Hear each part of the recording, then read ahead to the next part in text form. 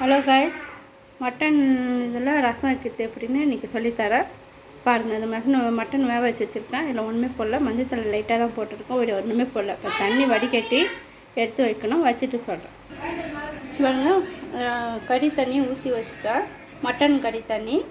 இப்போ மிளகு ஜீரகம் முழுங்கிட்டேன். இதிலே பச்சை மிளகா, கருவேப்பிலை, கொத்தமல்லி, தக்காளி போட்டு அரைச்சி வச்சுக்கணும். தக்காளி போட்டு அரைச்சது பாருங்கள். பச்சை மிளகா, அந்த கொத்தமல்லி,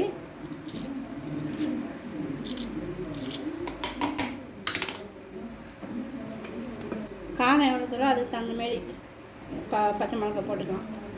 இது காரம் கம்மி, அதனால் நான் 4 பச்சை மிளகா போடுறேன். கருவேப்பிலை கை வச்சு இது போட்டு அரைக்கணும். அப்படியே இதில் பூண்டு போட மறந்துட்டேன். அது போடுறேன்.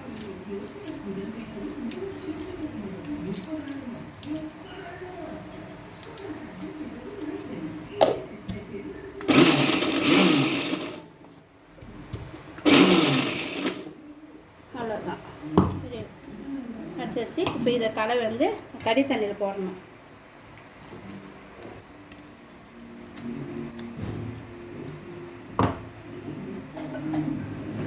அனுப்பிட்டியா?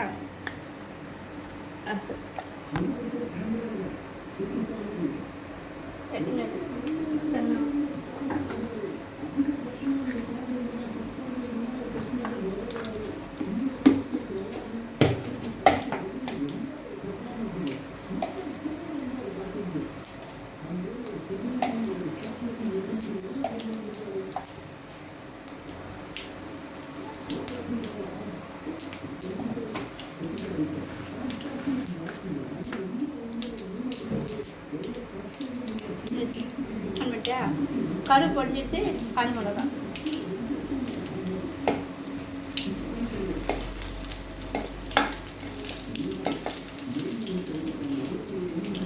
மட்டன் எடுத்துக்கோங்க.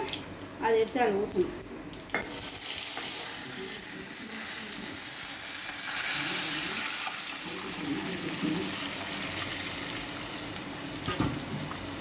லைட்டாக மஞ்சள் தூள்,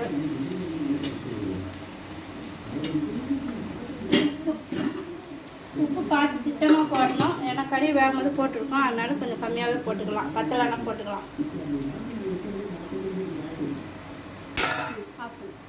இது கொச்சிடுச்சு. இதில் மட்டன் தண்ணியில் ரசம் வைக்கும்போது புளி ஊற்றக்கூடாது. தக்காளி கொஞ்சம் கூட போட்டு பண்ணிங்கன்னா இந்த லைட்டாக தண்ணி ஊற்றி இந்த ஏன்ட்டில் கருவேப்பிலை கொத்தமல்லி போட்டு வச்சுருக்கோம் பாருங்க, அதில் அப்படியே ஊற்றிக்கணும்.